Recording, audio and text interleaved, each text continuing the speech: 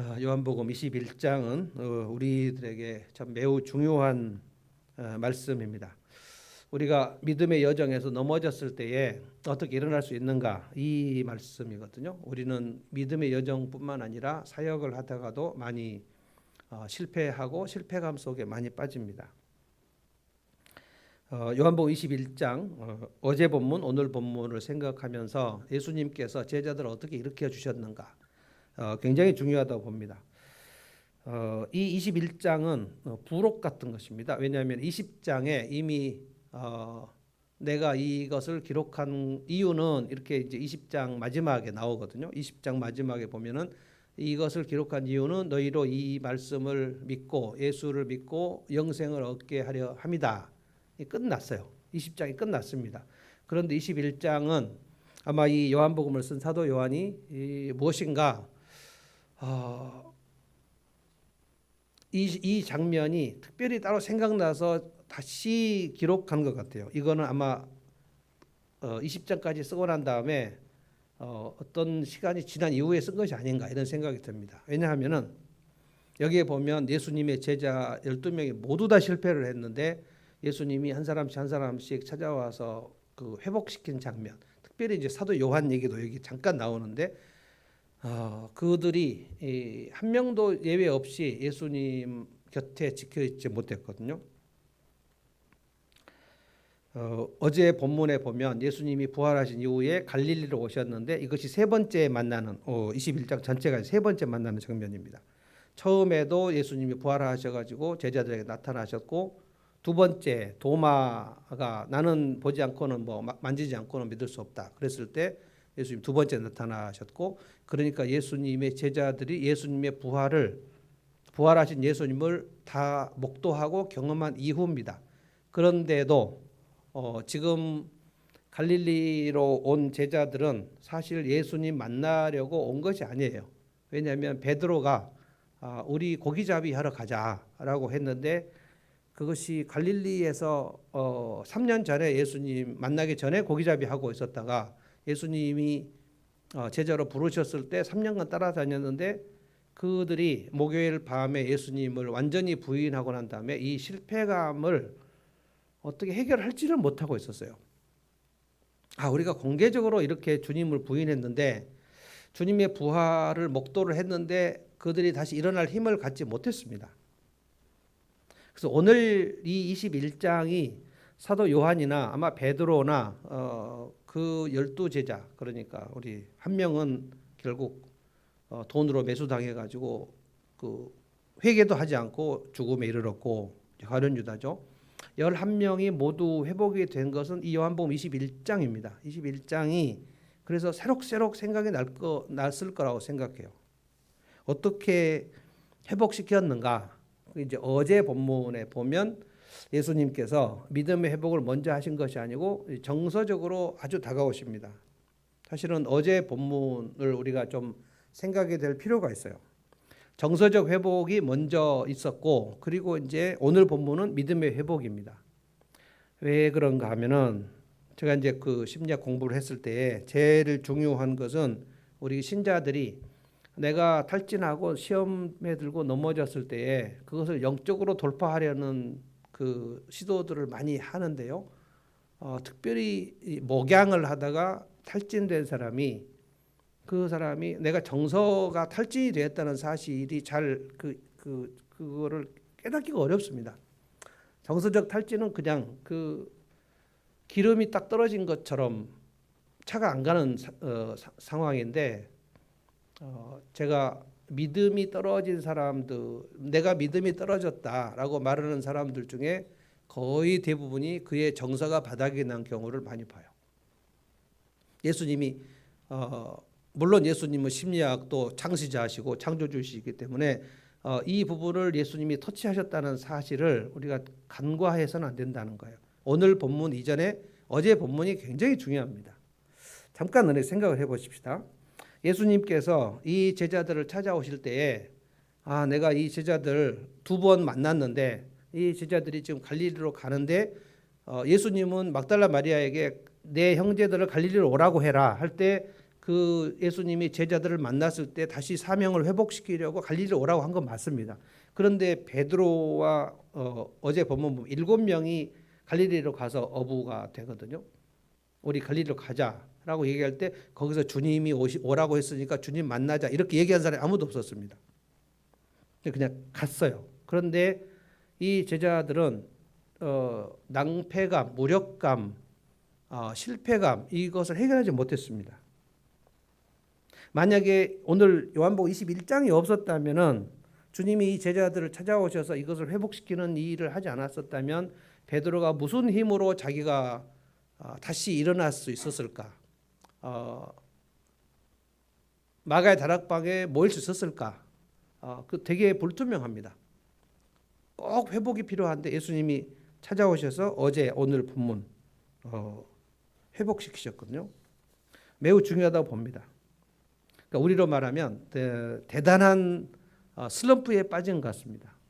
그 체육 선수, 운동 선수들도 그렇고 무슨 연예인들도 그렇고 목양을 할 때도 그렇고 슬럼프에 빠지는 경우, 특별히 이제 이번 이 코로나 상황에서 정서적으로 슬럼프에 빠지는 사람들이 되게 많고 오늘 또 제가 뉴스를 들어봤는데 재택근무, 코로나 때문에 재택근무를 하고 이제 코로나 거리두기가 끝났는데 회사에 출근하라고 명령을 했는데 그 직원들 중에 많은 사람들이 재택근무를 하면서 회사 일을 할 수 없느냐라는 의견을 제시했고 다시 몸으로 가서 출근하려고 하니까 지하철을 타고 가거나 뭐 버스를 타고 가거나 이 교통지옥이 생각나니까 직접 출근하지 않고 집에서 할 수 있는 방법을 알아보려고 애를 쓴다는 거예요. 그러니까 이게 이제 편한 거예요. 코로나 때문에 집에서 재택근무를 했는데 이제 거리두기가 끝났는데도 이게 다시 원상 회복이 안 된단 말입니다. 이게 이제 우리 교회에도 여전히 있는 겁니다. 어제 본문을 제가 살짝 요약해 보겠습니다. 어제 새벽에 이 말씀 나누고 이거는 진짜 우리가 주님께서 우리를 찾아와서 회복시킬 때 꼭 이렇게 하셨구나. 왜냐하면은 엘리야 열왕기상에 보면 엘리야도 탈진했을 때 하나님께서 천사를 보내서 이 방식을 쓰셨거든요. 어떤 방식을 썼냐? 맨 먼저 제자들을 찾아오셔 가지고 고기잡이를 하고 있는 제자들에게 물어보신 질문이 뭐냐면은 너희들 고기를 많이 잡았느냐라고 물어보신 거거든요. 그러니까 맨 먼저 그 실패한 제자들을 찾아오셨을 때 물어보고 싶은 게 정말 고기를 많이 잡았는가, 주님의 진짜 깊은 관심사였을까? 저는 그렇지 않았다고 봅니다. 물고기를 몇 마리 잡았는가 하는 것이 주님이 진짜 관심이었을까? 그것이 아니었다고 봅니다. 그런데 왜 그걸 물어봤냐면은 제자들이 7명이 다시 갈릴리에서 고기를 3년 만에 고기잡이를 하는데 밤새도록 한 마리도 못 잡았다 그랬어요. 마치 예수님이 첫 번째 제자 베드로 부르실 때 장면하고 매우 흡사합니다. 그러니까 3년 동안 제자로 있었는데 그가 공개적으로 3번 주님을 부인하고 나서 고기잡이를 다시 했을 때 그 고기잡이 전문가가 한번 열심히 했는데 밤새도록 한 마리도 못 잡았다는 기록이 나오거든요. 그러니까 되게 허탈감, 내가 주님을 부인했다는 실패감도 있는데다가 고기도 한 마리도 못 잡으니까 완전히 빈손으로 있는 그 상태, 그 아주 마음이 허탈한 그 상태를 주님이 만지시는 거거든요. 고기를 잡았냐라고 물어보니까 한 마리도 못 잡았다. 그러니까 이제 오른쪽 배 깊은 데로 던져봐라. 그래서 또 던져요. 또 던져가지고 굉장히 많은 고기를 잡았다. 고기를 많이 잡게 해주시고 싶은 거예요. 이것이 이제 정서적 회복입니다. 그리고 나서 주님이 뭘 했냐면 고기를 잡고 지금 좀 기뻐하고 있는 제자들에게 육지로 나오라 그래가지고 뭐 하시죠? 이미 숯불에 그 생선하고 떡을 구워 놓으셨다 그랬어요. 숯불에 생선하고 떡. 이게 굉장히 어디가 대비가 되냐면 열왕기상 19장에 보면 엘리야가 그 갈멜산 전투 끝나고 나서 엄청 탈진해가지고 이세벨이 내일 이맘때 너도 생명을 취할 것이다 라고 했을 때 왠지 모르게 바알 선지자들과 그렇게 격렬하게 단독으로 싸웠던 엘리야가 갑자기 힘이 쭉 빠지면서 로뎀나무 밑에 가가지고 아무 힘 없이 쓰러져서 난 여기가 끝이다 모두 다 주님을 버렸고 나 혼자 남았는데 이제 더 이상 못하겠다 하고 완전히 탈진돼 버리거든요. 그래서 쓰러져서 나를 죽여달라고까지 얘기합니다. 저는 그 엘리야 신드롬이라고 생각하는데 탈진 상태에 쓰러져 버렸는데 한참 자고 있는데 여호와의 천사가 와서 깨웠다 그랬어요. 그래서 일어나서 힘을 좀 차려서 일어나서 보니까 거기에 숯불에 떡을 구워놨다 그랬어요. 이게 굉장히 대비가 됩니다. 그래서 이 정서적인 회복이 먹이는 것과 굉장히 많이 관련이 있다. 예수님께서 숯불에 구운 떡과 생선을 해놓고 올라와서 먹으라 그랬는데 어제 본문 보면 아무도 예수님 앞에서 한마디도 못했다 그래서 조용했습니다. 그러니까 예수님 반갑습니다. 뭐 이번이 세 번째군요. 이렇게 얘기를 하지를 못했다는 거예요. 가만히 있었습니다. 그래서 예수님이 구운 떡과 생선을 다 이렇게 한 명씩 줬다 그래서 이게 부활하시고 나서 한 10일 정도 있은 후가 아닐까 싶은데요. 예수님이 부활하신 날 저녁에 제자들 처음 나타나셨고 그 다음에 8일 후에 나타나셨고 그러니까 훨씬 10일이나 2주 정도 후에 나타나셨다면 예수님이 돌아가신 지 한 2주나 뭐 3주가 못 된 시절입니다. 그러니까 그 돌아가시던 날 밤 목요일 6월절 만찬이 생각나는 시점이에요. 받아 먹으라. 그게 떡이잖아요. 떡. 그다음에 받아 마시라. 그 전에 세족식도 하셨고. 그 이후에 그러니까 한 3주 이후에 다시 지금 하는데 이거를 떡을 주시고 그리고 생선도 주시고 그래서 분위기가 좀 풀어진 것을 좀 알 수 있어요. 그래서 누군가를 위로하고 그 믿음을 회복시키려고 할 때 탈진이 되고 힘이 없게 쓰러진 사람들은 먼저 믿음에 관한 얘기를 하는 것이 아니다. 그 통로가 먼저 정서적인 것을 해야 된다. 그 다음에 이제 오늘 15절입니다. 자, 15절. 자, 음식을 다 먹은 이후입니다. 그들이 조반을 먹은 후에 그러니까 음식 먹을 때 그 예수님과 제자들이 많은 즐거운 얘기를 하지 않았다. 그 좀 분위기가 그렇게 썩 풀어지지 않았습니다. 그런데 이제 오늘 본문에 보면 베드로와 집중 면담을 하십니다. 그러니까 맨 먼저 고기 잡기 하시고 그래서 마음을 풀어주시고 그리고 함께 밥을 먹고 이것이 이제 이 케어가 먼저라는 거예요. 그리고 이제 영적 케어를 합니다. 아마도 주님께서 여기서 이 시점에 이제 일으키시려고 작정하신 것 같습니다. 우리도 늘 그렇죠. 우리가 예수님의 제자로 걸어가는 여정도 그렇고 우리가 누군가를 목양하는 시간도 그렇고 우리는 넘어지는 것이 전공입니다. 우리는 늘 실패하고 넘어지고 어쩔 때는 그냥 막 지치고 냉소적인 마음도 생기고 그래서 제가 팀 켈러 얘기했는데 그 탈진되기 전에 목회자들이 뭘 해야 되는가? 그 네 가지 제가 말씀드렸죠. 하나님과 깊은 시간을 충분히 가져야 한다. 이 충분한 시간을 가지지 않는 사람들은 탈진을 피할 수 없다. 그랬고요. 그 다음에 이제 힘들면 하나님 앞에서 쓰러져서 울든지 탄식하든지 소리를 지르든지 그러면서 이제 시편을 보면 시편에 하나님의 사람이 완전히 그 고독과 탈진 속에서 하나님께 원망도 하고 막 탄식도 하고 소리도 지르고 하는 장면이 나오는데 그게 다 성경에 있는 거다. 그겁니다. 그러니까 완전히 쓰러져서 못 일어나고 있을 때 주님께서 찾아오셔서 먹이시고 우리의 필요를 채워주시고 그 다음에 이제 15절입니다. 그들이 조반을 먹은 후에 예수께서 시몬 베드로에게 이르시되 요한의 아들 시몬아 네가 이 사람들보다 나를 더 사랑하느냐 이거를 3번 물으시죠. 3번 물으신 것은 아마도 베드로를 배려한 것이긴 할 텐데 아마 베드로는 이 대답을 할 때 3번 정말 민망하지 않았을까.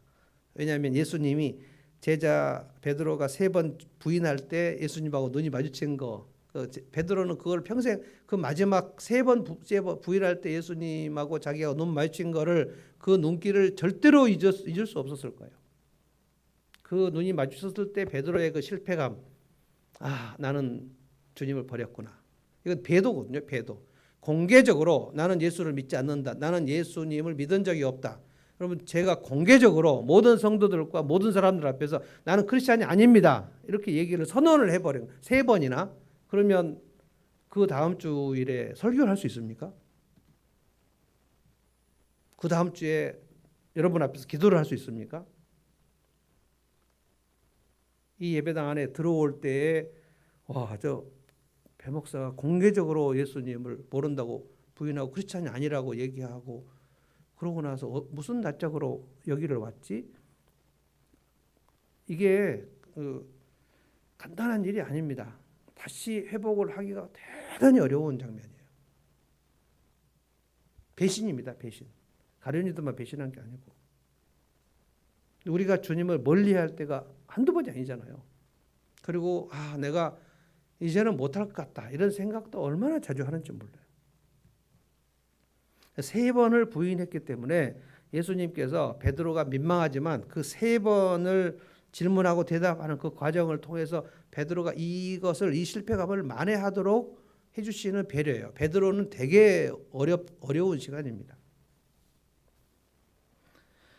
목양을 시키려고 이제 하는 건데, 3번 다 주님을 사랑한다고 고백을 하고 그때마다 주님이 뭐라고 하냐면 내 양을 먹이라고 하신 거거든요. 자, 이건 뭡니까? 목양을 네가 앞으로 할 텐데, 그러니까 제자의 삶은 목양의 삶이에요. 이거는 초대교회 성도들은 다 그렇게 생각했습니다. 이게 언제 깨졌어요? 중세시대 이후로 깨져버린 거예요. 예수님의 제자 중에 성직자가 있고 평신도가 생겨버린 거죠. 평신도들은 목양을 하지 않았습니다. 성직자만 목양을 했습니다. 이게 종교개혁 이후에 개신교가 들어왔을 때에도 이상하게 성직자는 목사, 전도사, 선교사 이들만 영혼을 구원하고 목양을 하는 일이다라는 생각이 그냥 그 개념이 생겨버리고 우리는 평신도인데 이거는 완전히 그 중세 가톨릭 개념인데 지금도 우리가 쓰죠. 평신도 세미나 가정교회도 쓰거든요.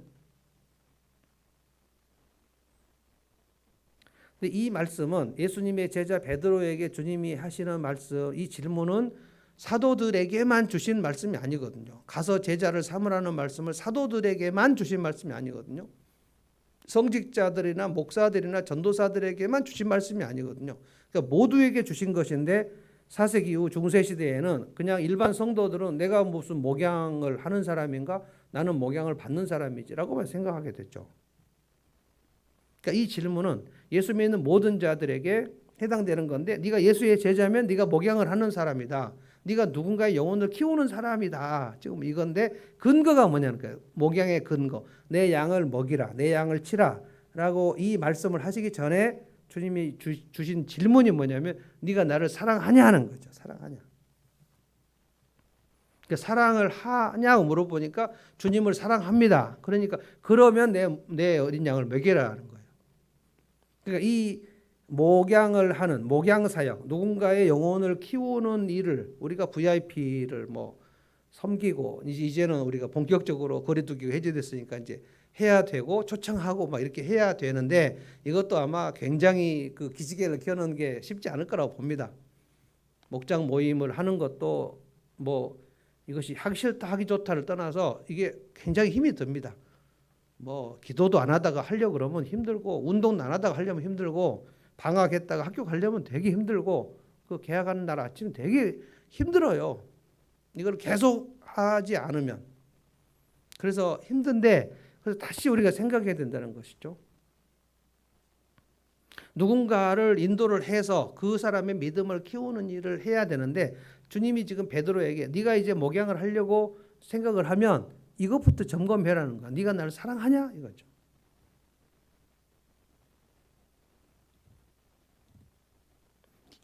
이것이 이제 베드로가 다시 힘을 내서 일어나는 근거입니다. 내가 주님을 사랑하는가? 여러분 주님이 나를 사랑하죠. 내가 주님을 사랑하죠. 이것은 우리가 먼저 주님을 사랑하지 않았죠. 주님이 나를 사랑했죠.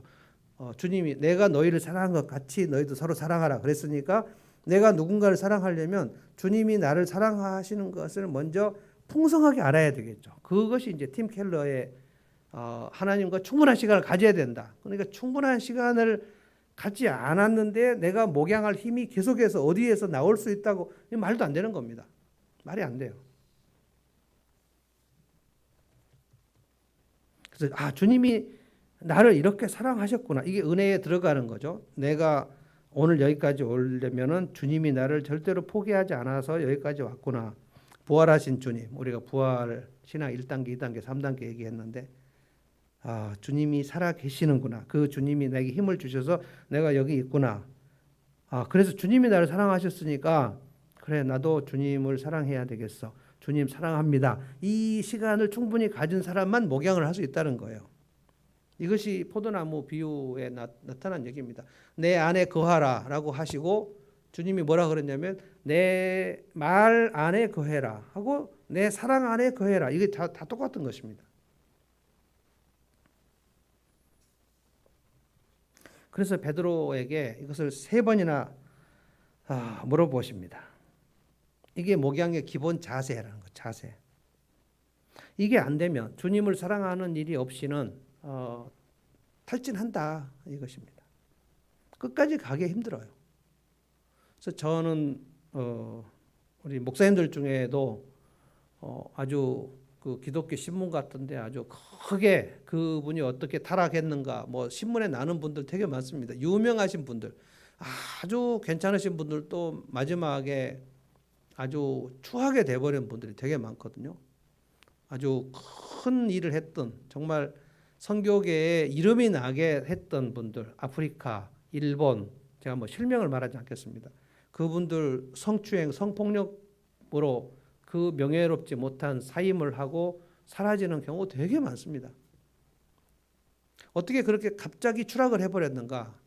저 영국에 공부할 때도 로이 클레멘트라는 사람 엄청난 그 우리 영국의 신학생들, 목사들을 그 가르치는 엄청난 성경 선생님이었습니다. 제가 공부했던 강해설교학교에 데이비드 잭만 교수님하고 둘도 없는 친구가 로이 클레멘트였어요. 그런데 그 데이비드 잭만 교수가 어느 아침에 우리가 그때 CTC라는 게 한 25명 정도가 전체 학생입니다. 그러니까 늘 이제 가깝게 지내는데 데이비드 잭만 그 교수님이 우리에게 참으로 친밀하게 아주 정말 훌륭한 교수님입니다.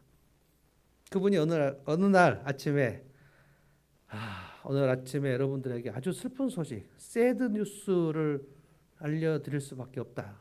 우리가 놀래가지고 내 친구 로이 클레멘트가 자기 캠브리지 에덴 바프티스트 처치에서 25살인 남학생과 동성애에 빠져서 사임을 했다. 완전히 그때 정말 대충격이었습니다. 제가 로이 클레멘트를 엄청 좋아했거든요. 그 목사님들 집회를 하면 이 사람이 화학 박사인가 그래요. 근데 그 화학 박사 마치 로이드 존스하고 비슷합니다. 화학 박사 출신으로 이제 신학교를 갔는데 그분의 성경 강의가 너무나 탁월해 가지고 저는 이제 그 목사님들 집회에 이제 수강생으로 가서 그 집회에 참석하고 제가 너무 존경한 나머지 제가 가서 막 질문도 하고 그랬어요. 그러면은 아주 키가 엄청 커요 그분이 빽빽 말라가지고 그러면 이제 막 한국 동양 학생이니까 설명해주면서 제가 그때 37, 8점 됐던 학생입니다. 야, 근데 제가 그분이 쓴 책도 혼자 공부하면서 야 어떻게 이렇게 깔끔하게 설교를 하지? 그 설교 자체를 이제 책으로 냈는데 그게 캠브리지 에덴 침례교회 이든 바프티스트 처치입니다. 근데 거기에 있는 캠브리지 대학생, 남자 대학생하고 동성연애에 빠져갖고 교회를 사임하고 잠적. 그 이후에 한 번도 소식을 못 들었어요. 우리는. 그러니까 이런 경우를 보면 이거는 아무도 장담할 수 없다.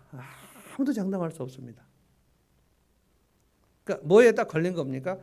지금 주님이 베드로에게 물어보신 이 질문을 어느 날 그가 안 하기 시작했다. 이렇게 볼 수밖에 없어요. 네가 나를 사랑하냐? 내가 주님 사랑합니다. 그러면 내 양을 먹여라. 그러니까 누구 한 명의 양을 먹이려고 할 때 여기에 뭐 거의 지금 리더들이 다 있죠. 누구 한 명의 양을 목양을 할 때 목원을 목양을 하거나 VIP를 목양을 하는 사람인 경우에 그가 주님을 사랑하는 일이 충분히 있지 않고서는 그 일을 할 수 없다는 거예요. 탈진 상태에 들어가 버립니다. 탈진이 되거나 시험에 들거나 끝까지 갈 수 없어요. 포기하게 됩니다. 도중에. 아마 베드로는 이 장면을 죽을 때까지 잊을 수 없었을 겁니다. 베드로전서, 베드로후서를 보면 베드로가 정말 성숙한 상태에서 나의 흩어진 내 하나님의 사람들 형제들아, 베드로전서, 베드로후서 마지막까지 천년 하루 같고 하루가 천년 같고 그 늙은 사도 베드로, 이 장면을 잊을 수가 있을까요? 네가 나를 사랑하느냐? 나를 사랑하면 내 양을 먹이라. 그러니까 우리가 사역이 먼저인가 주님 사랑이 먼저인가 두말할 것도 없는 거죠. 주님 사랑 먼저 하는 거죠. 이거는 한 가정도 마찬가지입니다. 요한복음 14장에 이렇게 말씀하셨어요. 누구든지 나를 사랑하면 내 말에 순종할 것이다. 그러니까 사랑하면 순종할 수 있죠. 사랑하면 양을 칠 수 있죠. 사랑하지 않고서 주님 사랑에 적셔 있지 않으면은 우리는 내 힘으로는 못한다. 그리고 나서 이제 좀 에피소드 같은 것을 18절부터 썼는데 이거는 좀 베드로가 이거 안 물어봤으면 참 좋았을 뻔했어요. 베드로가 18절 이것만 잠깐 설명하겠습니다. 예수님이 베드로의 죽음을 암시하는 말씀을 하십니다. 젊어서는 네가 띠를 띠고 스스로 원하는 대로 갔는데 늙어서는 네가 팔을 벌리고 다른 사람이 띠를 띠우고 네가 원치 않는 곳으로 너를 끌고 다닐 것이다. 그러니까 우리가 미숙한 사람과 성숙한 사람을 생각해 봅시다. 미숙한 사람은 자기가 원하는 대로 자기 하고 싶은 거 다 하죠. 자기 하기 싫은 절대 안 하죠. 싫어요. 그러면 끝입니다. 근데 베드로가 그런 상태에 있었다는 거예요. 베드로는 정말 2인자 되고 싶었습니다. 예수님이 왕이 되시면 진짜 2인자 되고 싶었어요. 그래서 예수님이 십자가 달려 돌아가시겠다는 얘기를 했을 때 진짜 진심으로 말리고 막 혼내고 예수님 책망하고 막 그랬죠. 그러니까 그거를 얘기하는 겁니다. 셀피시 앰비션, 그 이기적인 욕망. 근데 이거를 주님 따라가면서 끊임없이 이것을 했었어요. 근데 베드로에게 이제 이후에 네가 성숙하게 된 다음에는 네가 원하는 대로 가지 않게 될 것이다. 무슨 뜻이냐면은 주님이 원하시는 일은 그냥 내가 하겠다. 아주 유순해진다는 뜻입니다. 그걸 지금 말씀하셨어요. 19절에 어떠한 죽음으로 베드로가 어떠한 죽음으로 하나님께 영광 돌릴 것을 가르치셨다. 그러니까 우리는 그 전설로 알고 있습니다만 베드로가 십자가에 거꾸로 매달려서 순교했다. 그러고 나서 이제 20절부터 23절까지 이 말씀은 엉뚱한 질문을 한 겁니다. 베드로가 누구를 지금 염두에 두고 있냐면 사도 요한입니다. 20절 베드로가 돌이켜 예수께서 사랑하시는 그 제자가 따르는 것을 보니 지금 이 기록을 누가 합니까? 사도 요한이 하죠. 자기 얘기를 좀 하는 거예요. 근데 베드로가 자꾸만 요한이 늘 신경이 쓰였다는 것을 알 수 있습니다. 왜냐하면 베드로, 야고보, 요한은 세베대의 아들인데 이 둘이 베드로하고 경쟁 관계에 있었습니다. 그 야고보와 요한이 엄마 시켜가지고 우리 좌우 자리에 앉게 해달라는 얘기 은밀하게 청탁 넣은 거 기억하시죠? 그런데 이제 야고보는 별로 그렇게 신경이 안 써 있는데 베드로에게서 요한은 되게 신경 쓰였어요. 6월절 만찬에서 예수님이 폭탄 선언을 하셨죠. 너희 중에 한 사람이 나를 팔리라 했을 때 베드로가 그 눈짓으로 자기가 직접 누굽니까라고 물어보지 못하고 그 예수님 품에 누워 있는 그 제자 요한이에요. 요한한테 머릿짓을 해가지고 물어봐라고 얘기해가지고 요한이 물어봤다. 이 기록이 나오죠. 그러니까 너를 예수님이 우리 주님이 제일 사랑하시지 않냐? 이거는 지금 다 자타가 공인하는 거예요. 그래서 요한이 이 요한복음에서 이 표현을 굉장히 자주 써요. 예수님이 사랑하시는 그 제자가 이르되 자기가 쓰면서 자기가 그렇게 얘기를 할 수가 있는지 참 놀라운 표현입니다. 근데 이 사람은 어떻게 되겠냐고 예수님께 물어본 거예요. 이것만 안 물어봤으면은 되게 오늘 멋있게 아름답게 끝날 뻔했는데 이 사람은 어떻게 됩니까? 그러니까 예수님이 베드로야 네가 늙어서는 팔을 벌리고 너가 참 장렬하게 주님의 뒤를 따라갈 것이다 라는 얘기를 했는데 베드로가 그 시간에 요한은 어떻게 되었는데요? 라고 물어본 거예요. 주님이 나보다 더 요한을 사랑한다는 사실을 알았어요. 그럼 얘는 좀 특별하게 어떻게 코스가 정해졌나요? 라고 물어봤는데 예수님이 그때 살짝 그 언짢으셨어요. 아, 자식 이걸 물어보네. 21절, 22절 제가 현장감을 가지고 한번 읽어보겠습니다. 이에 베드로가 그를 보고 요한을 보고 예수께 여짜오되 주님 이 사람은 어떻게 되겠사옵나이까? 예수께 이르시되 내가 올 때까지 그를 머물게 하고자 할지라도 이게 무슨 상관이냐? 너는 나를 따르라. 그러니까 이 말씀은 예수님이 정말 오해 살 만큼 내가 올 때까지, 내가 다시 재림할 때까지 사도 요한이 죽지 않고 살아있을 수도 있다. 뭐 이런 말씀을 하셨는데 그 말이 오해가 돼가지고 제자들에게 뭐가 퍼진다고요? 주님이 재림하실 때까지 사도 요한은 살아있는다더라. 이렇게 퍼졌다고 지금 사도 요한이 거기다 썼어요. 그래서 그 주님 다시 오실 때까지 살아있는다는 얘기가 아니고 요한이 어떤 코스로 가게 되는지 너는 신경 쓰지 말라는 것이 방점이 찍힌 거예요. 그러니까 무엇을 지금 얘기합니까? 제자의 길을 갈 때, 목양의 길을 갈 때 서로 비교하지 말라는 거예요. 이 사람의 코스와 이 사람의 코스는 다르다. 은사도 다르고 분량도 다르다. 그런데 이것이 우리가 늘 생각이 나죠.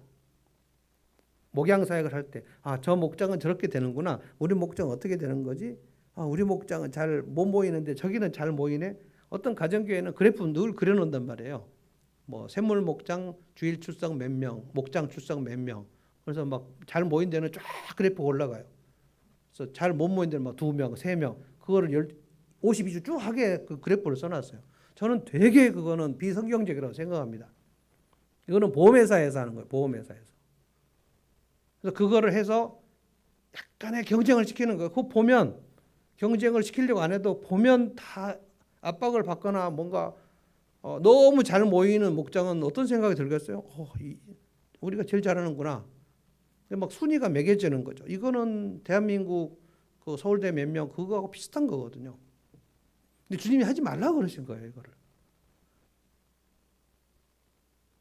빌립보 교회 유오디아와 순두계 이 두 자매들이 가장 으뜸 가는 헌신자들이었던 것 같은데 바울이 뭐라고 그랬죠? 유오디아와 순두계에 권하노니 서로 마음을 합하여 겸손하라. 그러니까 둘이 좀 비까비까했던 모양이죠. 고린도 교회는 엄청 그게 심했고요. 그러니까 인간의 그 기본적인 욕구가 네가 잘하는가 내가 잘하는가 이것을 생각하는데 그걸 물어본 거예요. 요한의 코스는 어떻게 됩니까? 라고 물어보니까 신경을 쓰지 말고 너는 나를 따르라. 제자의 길은 내가 주님을 따라가는 거지 이 사람은 어떻게 되고 이 사람은 어떻게 되고 저 사람은 몇 명 모이고 여기는 몇 명 모이고 이 생각하지 말라는 거예요.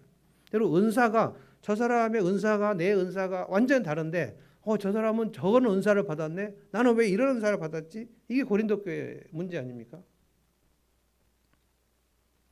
실제로 베드로는 AD 60년경 사도 바울이나 베드로는 60년경에 네로 황제 시절에 그 순교를 했고요. 우리가 알기로 사도 요한은 그동안 그보다 훨씬 더 오랫동안 AD 90년에 반모섬에서 요한계시록 쓸 때까지 가장 늦게 살았습니다. 그리고 우리 그 가상 칠언할 때 예수님이 그 십자가 위에서 요한에게 마리아를 부탁했죠. 네 어머니다라고 해서 사도 요한이 제일 오랫동안 어머니 마리아를 모시면서 살았고 12제자 중에서 가장 오래 살긴 살았어요. 주님 모실 때까지 산 건 아니지만. 그러니까 베드로에게 지금 말씀하시는 것은 네가 나를 따라오는데 나를 사랑하면 목양을 해라. 그 동기로 그 자세로 해라. 그리고 목표는 나다. 절대평가다. 네가 나를 따라오라. 내가 더 앞서갔나 저 사람이 뒤서갔나 이 생각을 하지 말라 하는 거예요. 이것은 세상적인 평가입니다. 세상 평가는 완전히 상대평가입니다. 저는 주님의 평가는 완전히 절대평가라고 생각합니다. 절대평가. 네가 나를 따라왔는가? 따라오다가 뒤처졌는가? 따라오다가 시험 들어서 넘어졌는가? 그 코스가 주님이 목표라는 거예요. 누구보다 잘했는가 뭐랬는가가 아니고. 오늘 이 요한복음 21장을 마무리하면서 주님께서 그런 방식으로 오늘 우리도 회복시켜서 오늘 여기까지 왔다. 정말 많이 넘어지고 우리는 넘어지는 게 전공이죠. 우리 중에 한 명이라도 나는 한 번도 안 넘어지고 여기까지 왔다. 누가 있습니까?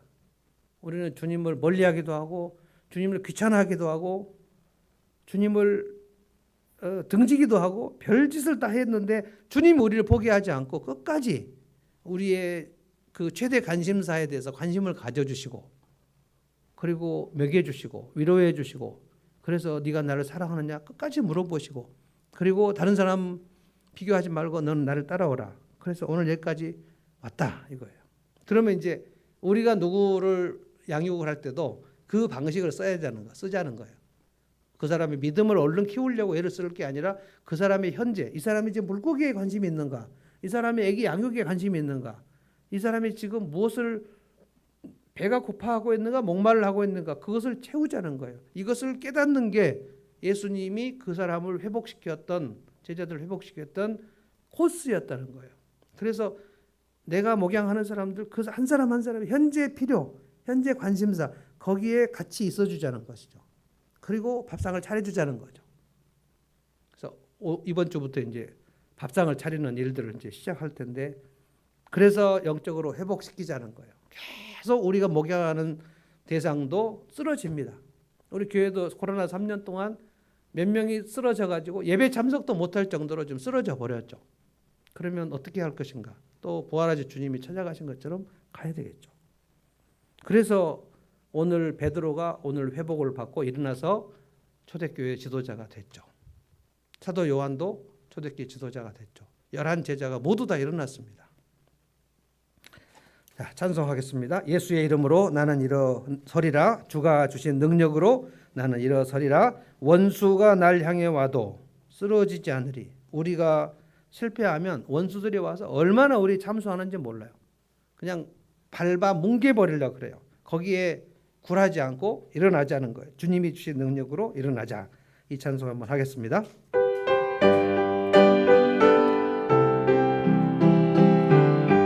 예수의 이름으로 나는 일어서리라. 예수의 이름으로 나는 일어서리라. 주가 주신 능력으로 나는 일어서리라. 원수가 날 향해 와도 쓰러지지 않으리. 주가 주신 능력으로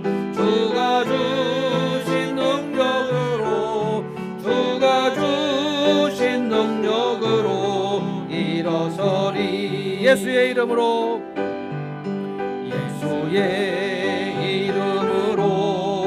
나는 일어서리라. 주가 주신 능력으로 나는 일어서리라. 원수가 날 향해 와도 쓰러지지 않으리. 주가 주신 능력으로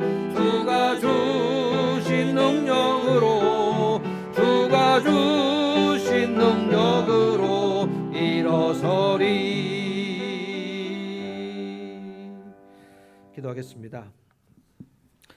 부활하신 주님, 다시 사신 주님, 부활하셔서 영원토록 사시는 주님, 어저께나 오늘이나 동일하신 그 주님, 갈릴리 바다로 제자들을 회복시키러 가셨던 그 주님, 그 주님이 우리의 인생에도 오셔서 쓰러졌을 때 우리를 일으키시고 어루만지시고 너희들이 고기를 많이 잡았느냐라고 관심을 가져주시고 이리 와서 같이 먹자고 하시고 그리고 너는 나를 사랑하느냐고 물어보시고 다른 사람 신경 쓰지 말고 너는 나를 따르라고 말씀하셔서 베드로와 요한과 야고보와 바돌로메와 도마와 이 모든 주님의 제자들이 이 장면에서 일어선 줄로 믿습니다. 하나님, 저희들도 얼마나 많이 뒤뚱거리고 얼마나 쓰러지고 얼마나 많이 다운되고 지치고 탈진되는지 모릅니다.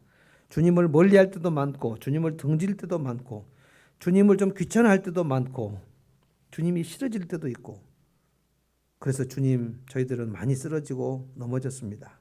그러나 오늘 저희들이 이 자리에 나온 것은 주께서 우리를 그때마다 찾아오셔서 갈릴리 고기잡이에 허탕치고 있었던 제자들을 고기잡이 많이 하게 해주셨던 것처럼 우리의 관심사에 기울여 주셔서 섬세하게 섬세하게 우리를 일으켜 세워주신 것을 고백하지 않을 수 없습니다. 주님, 그리고 주님께서 베드로에게 주신 세 번의 질문, 네가 나를 사랑하느냐?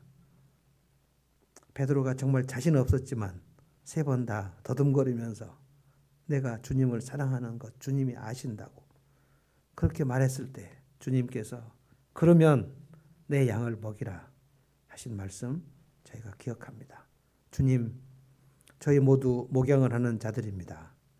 우리가 VIP를 섬기고 그들을 위해서 기도하며 그들의 영혼이 주님 앞에 오기를 갈망하며 그들을 찾아가는 자들입니다. 이제 거리두기가 해제되고 다시 목장에 초대할 수 있고 또 함께 밥 먹을 수 있는데 주님 이제 이 모든 목양사에게 기지개를 켜고 시작해 보기를 원합니다. 그러나 먼저 뛰어들지 않냐고 주님과 많은 시간을 보낼 수 있기를 원합니다. 주님 가지가 나무에 붙어 있어야 된다고 하셨던 것처럼 주님과 충분한 시간을 가지기를 원합니다. 주님이 나를 얼마나 사랑하시는가 확인하기를 원합니다.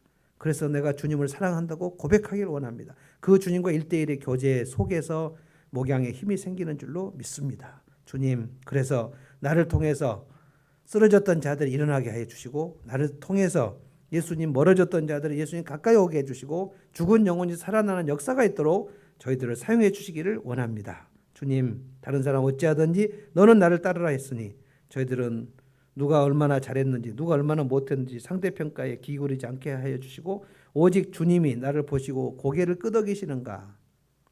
우리가 주님 만났을 때 그때 주님이 우리의 눈에 눈물을 닦아 주시겠는가. 그리고 내 머리에 생명의 면류관을 씌워 주시겠는가.